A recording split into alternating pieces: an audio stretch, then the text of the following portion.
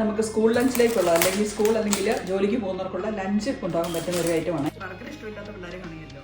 അപ്പോൾ ഇന്ന് ഉണ്ടാക്കുന്നത് ബീഫ് പാറ്റീസ് കൊണ്ടുള്ള ബർഗറാണ്. ഒരു 50 ബീഫ് പാറ്റീസ്. അപ്പോൾ നമുക്കത് എങ്ങനെ ഉണ്ടാക്കുന്നത്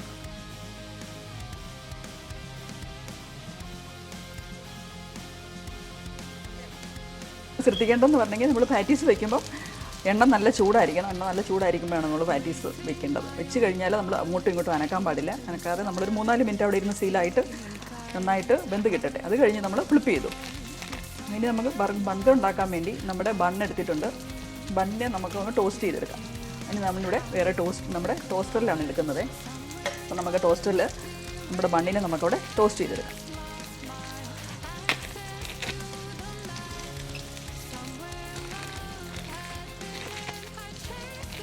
ഇനിയിപ്പോൾ ഇതൊരു 2 മിനിറ്റൊക്കെ ആയി കഴിയുമ്പോഴത്തേക്കും ഇതിലേക്ക് നമുക്ക്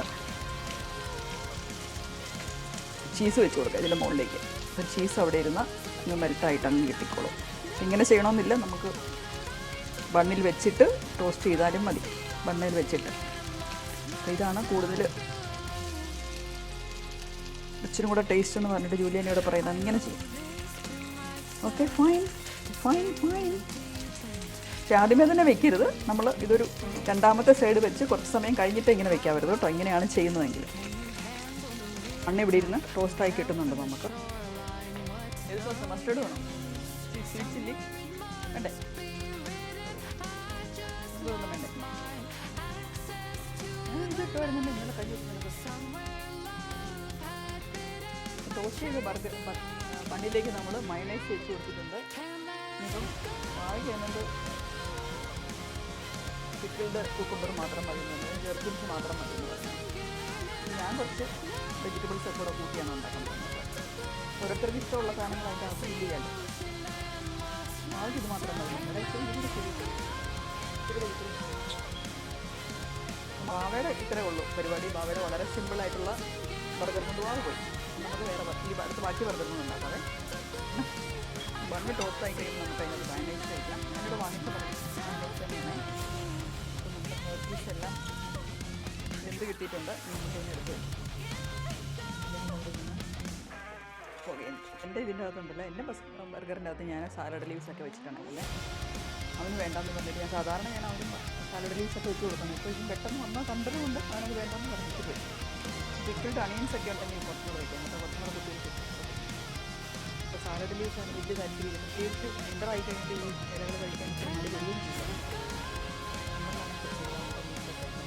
ഇതിലും സോസുകൾ വേണമെങ്കിൽ സോസ് നമുക്ക് ഒഴിച്ച് കൊടുക്കാം.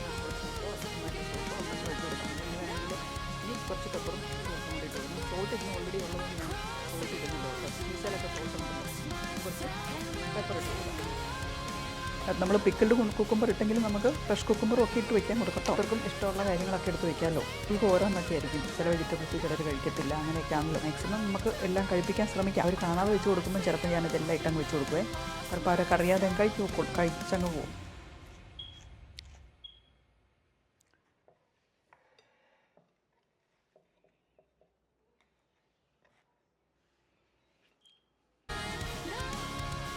സാൻഡ്വിച്ച് റാപ്പ് ചെയ്യാൻ വേണ്ടി ഉപയോഗിക്കുന്നത് കേട്ടോ. അപ്പോൾ ഇതാകുമ്പം എത്ര പ്രാവശ്യം വേണമെങ്കിലും നമുക്ക് ഉപയോഗിക്കാം. ജസ്റ്റ് വീട്ടിൽ കൊണ്ടുവന്ന് കഴുകി വെച്ചു, അത്രയേ ഉള്ളേ. അപ്പോൾ ഇതിനെടുത്തു ഇങ്ങനെ വയ്ക്കുന്നു. ഇതുകൊണ്ട് ഇങ്ങനെ ഉപയോഗിക്കുന്നു. ഇങ്ങനെ ഇത്രയേ ഉള്ളൂ. അപ്പോൾ ഇങ്ങനെ നമുക്ക് കൊണ്ടുപോകാം കേട്ടോ. അപ്പോൾ സ്കൂളിൽ വളരെ ലൈറ്റായിട്ട് ലഞ്ച് ബോക്സായിട്ട് നമുക്കിതിങ്ങനെ കൊണ്ടുപോവുകയും ചെയ്യാം. സ്കൂളിലോ യൂണിയിലോ ഒക്കെ പോകുന്നത് നമ്മൾ എപ്പോഴും കുട്ടികൾ കൊടുത്തു വിടുന്നതാണ് കേട്ടോ. ഇങ്ങനെ